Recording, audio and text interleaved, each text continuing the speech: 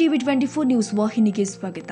ಬೆಳಗಾವಿಯ ಸುವರ್ಣಸೌಧ ಅಧಿವೇಶನದ ಬ್ಯಾಂಕ್ವೆಟ್ ಹಾಲ್ನಲ್ಲಿ ಇಂದು ಕೃಷಿ ಇಲಾಖೆ ಸಹಯೋಗದಲ್ಲಿ ಮುಂದಿನ ವರ್ಷ ಜನವರಿ 23, 24 ಹಾಗೂ 25ರಂದು ಮೈಸೂರಿನಲ್ಲಿ ನಡೆಯುವ ಅಂತಾರಾಷ್ಟ್ರೀಯ ವಾಣಿಜ್ಯ ಮೇಳ ಸಾವಯವ ಮತ್ತು ಸಿರಿಧಾನ್ಯ ಮೇಳದ ಪೂರ್ವಭಾವಿ ಕಾರ್ಯಾಗಾರವು ಮಾನ್ಯ ಮುಖ್ಯಮಂತ್ರಿ ಸಿದ್ದರಾಮಯ್ಯ ಅವರು ಹಾಗೂ ಉಪಮುಖ್ಯಮಂತ್ರಿ ಡಿಕೆ ಶಿವಕುಮಾರ್, ಸಭಾಪತಿ ಬಸವರಾಜ ಹೊರಟ್ಟಿ ಹಾಗೂ ಕೃಷಿ ಇಲಾಖೆ ಸಚಿವ ಚಲುವರಾಯಸ್ವಾಮಿ ಹಾಗೂ ಇನ್ನುಳಿದ ಸಚಿವ ಜಂಟಿಯಾಗಿ ಉದ್ಘಾಟನೆಗೊಳಿಸಿದ್ದಾರೆ. ಈ ಸಂದರ್ಭದಲ್ಲಿ ಸುವರ್ಣಸೌಧದ ಎಲ್ಲ ಮಂತ್ರಿಗಳು ಹಾಗೂ ಶಾಸಕರು, ವಿಧಾನ ಪರಿಷತ್ ಸದಸ್ಯರು ಮತ್ತು ಅಧಿಕಾರಿಗಳ ವೃಂದಕ್ಕೆ ಸಿರಿಧಾನ್ಯಗಳಿಂದ ತಯಾರಿಸಿದ ವಿವಿಧ ಸಿಹಿ ಮತ್ತು ಖಾದ್ಯಗಳಿಂದ ಕೂಡಿದ ಗ್ರಾಮೀಣ ಸೊಗಡಿನ ಭೋಜನ ವ್ಯವಸ್ಥೆ ಮಾಡಲಾಗಿತ್ತು. ಇನ್ನು ಕಾರ್ಯಕ್ರಮಕ್ಕೆ ಸರ್ವರಿಗೂ ಸ್ವಾಗತ ಕೋರಿ ಚಲುವರಾಯಸ್ವಾಮಿ ಮಾತನಾಡಿದರು. ಕರ್ನಾಟಕ ಸರ್ಕಾರದ ವಿವಿಧ ಇಲಾಖೆಗಳ ಸಚಿವರು ಆದ K N Rajanna, doctor G Parameshwar, Bosaraju, Dinesh Gundu Rao ಸೇರಿ ಎಲ್ಲ ಆಡಳಿತ ಹಾಗೂ ವಿರೋಧ ಪಕ್ಷದ ಶಾಸಕರು ಪಾಲ್ಗೊಂಡು ಸಿರಿಧಾನ್ಯದಿಂದ ತಯಾರಿಸಿದ ಭೋಜನ ಸವಿದಿದ್ದಾರೆ.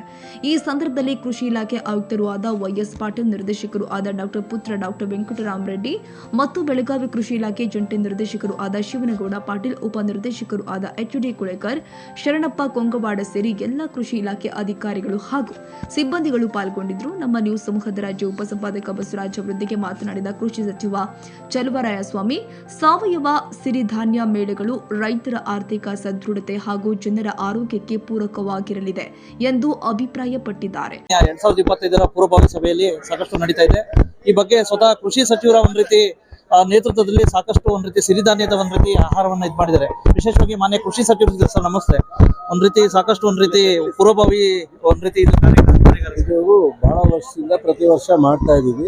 ಕಳೆದ ವರ್ಷ ಸ್ವಲ್ಪ ದೊಡ್ಡ ಪ್ರಮಾಣದಲ್ಲಿ ಈ ಮೇಳವನ್ನ ಅರಮನೆ ಮೈದಾನದಲ್ಲಿ ಮಾಡಿ ಈ ರಾಜ್ಯದ 15ಕ್ಕೂ ಹೆಚ್ಚು ರಾಜ್ಯಗಳು ಪಾರ್ಟಿಸಿಪೇಟ್ ಮಾಡಿದ್ರು.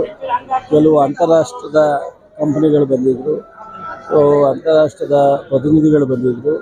ಸಾಕಷ್ಟು ಅಗ್ರಿಮೆಂಟ್ ಆಗಿದ್ದು, ಇಲ್ಲಿಂದ ಒಂದು ಎಕ್ಸ್ಪೋರ್ಟ್ ಅಗ್ರಿಮೆಂಟ್ಗಳಾಗಿತ್ತು. ಹೀಗಾಗಿ ಅನೇಕ ಇದನ್ನು ಪ್ರಮೋಟ್ ಮಾಡ್ತಕ್ಕಂಥ ಕೆಲಸನ ಸಿರಿ ಅನ್ನೋ ಒಂದು ಯೋಜನೆ ಮೂಲಕ 10,000 ಒಂದು ಎಕರೆಗೆ ಪ್ರೋತ್ಸಾಹಧನ ಕೊಡ್ತಾ ಇದ್ದೀವಿ. 106 ಕೋಟಿಯನ್ನು ಇಲ್ಲಿವರೆಗೆ ಪ್ರೋತ್ಸಾಹಧನವನ್ನು ಕೊಟ್ಟಿದ್ದೀವಿ. ಈ ವರ್ಷ ಇನ್ನೂ ಮಿಲೆಟ್ ರಾಜಧಾನಿಯಾಗಿ ಮಾಡಬೇಕು, ಸಿರಿಧಾನ್ಯ ರಾಜಧಾನಿಯಾಗಿ ಮಾಡಬೇಕು ಬೆಂಗಳೂರನ್ನ ಅಂತೇಳಿ ನಮ್ಮ ಮುಖ್ಯಮಂತ್ರಿಗಳು, ಉಪಮುಖ್ಯಮಂತ್ರಿಗಳು ನಾವೆಲ್ಲ ಪ್ರಯತ್ನ ಮಾಡ್ತಾ ಇದ್ದೀವಿ. ಇದರ ಮಧ್ಯದಲ್ಲಿ ಸಾಕಷ್ಟು ಈ ಮುಂದಿನ 23, 24, 25 ಕಾರ್ಯಕ್ರಮಕ್ಕೆ ಮೊದಲನೇದಾಗಿ ಇದೊಂದು ಪ್ರೀ ಪ್ರೋಗ್ರಾಮ್ನ ಇಲ್ಲಿ ಲಾಂಚ್ ಮಾಡಿದ್ದೀವಿ. ಎಲ್ಲ ಶಾಸಕರು, ಅಧಿಕಾರಿಗಳು, 2 ಸದನ, ಮುಖ್ಯಮಂತ್ರಿಗಳು, ಉಪಮುಖ್ಯಮಂತ್ರಿಗಳು ಎಲ್ಲರೂ ಬಂದು ಇನಾಗ್ರೇಟ್ ಮಾಡಿದ್ದಾರೆ.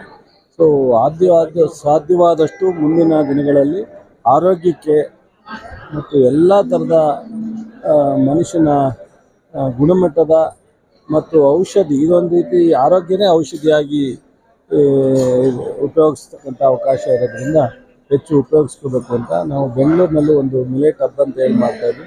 ಅಲ್ಲಿ ಎಲ್ಲ ಥರದ ಮೀಟಿಂಗು, ಪ್ರಮೋಷನ್ನು, ಎಕ್ಸ್ಪೋರ್ಟ್ ಮೀಟಿಂಗು ಎಲ್ಲ ಮಾಡಲಿಕ್ಕೆ ಅವಕಾಶ ಇದೆ. ಭಾಳ ನಾವು ಇನ್ನು ಮುಂದೆ ಪ್ರತಿ ರೈತರು ಹೆಚ್ಚು ಬೆಳೆದು ಹೆಚ್ಚು ಉಪಯೋಗಿಸ್ತಕ್ಕಂಥ ರೀತಿಯಲ್ಲಿ ಆಗಬೇಕು. ಈ ಕಡೆ ಭಾಗದಲ್ಲಿ ಕೃಷಿ ಇಲಾಖೆ ಒಂದ್ ರೀತಿ ಕಚೇರಿಗಳಲ್ಲಿ, ರೈತ ಸಂಪರ್ಕ ಕೇಂದ್ರಗಳಲ್ಲಿ ಸಿಬ್ಬಂದಿಗಳು ಕೊರತೆ ಇದೆ ಸರ್. ಅಧಿಕಾರಿಗಳ ಈಗಾಗಲೇ 1,000 ಜನ ತಗೊಳ್ಳೋದಕ್ಕೆ ಕರ್ನಾಟಕ ಪಬ್ಲಿಕ್ ಸರ್ವಿಸ್ ಕಮಿಷನ್ ಬರೆದಿದ್ದೀವಿ, ತಗೋತಿದ್ದೇವೆ.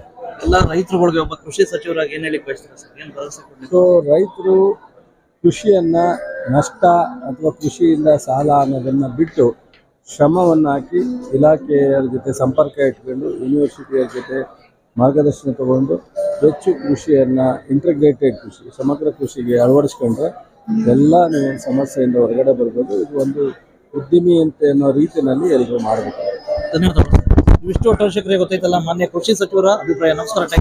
ಒಟ್ಟಾರೆಯಾಗಿ ಅಧಿವೇಶನ ಸಂದರ್ಭದಲ್ಲಿ ಕೃಷಿ ಇಲಾಖೆ ಸಹಯೋಗದಲ್ಲಿ ನಡೆದ ಸಿರಿಧಾನ್ಯ ಮೇಳದ ಪೂರ್ವಭಾವಿ ಸಭೆಯು ತುಂಬಾನೇ ಆಕರ್ಷವಾಗಿ ಗಮನ ಸೆಳೆಯಿತು. ಕನ್ನಡಿಗರ ಮೆಚ್ಚಿನ ನಿಮ್ಮ ಟಿವಿ 24 ಕನ್ನಡ ನ್ಯೂಸ್ ವಾಹಿನಿ ಇದೀಗ ಟಿವಿಯಲ್ಲಿ ಲಭ್ಯ.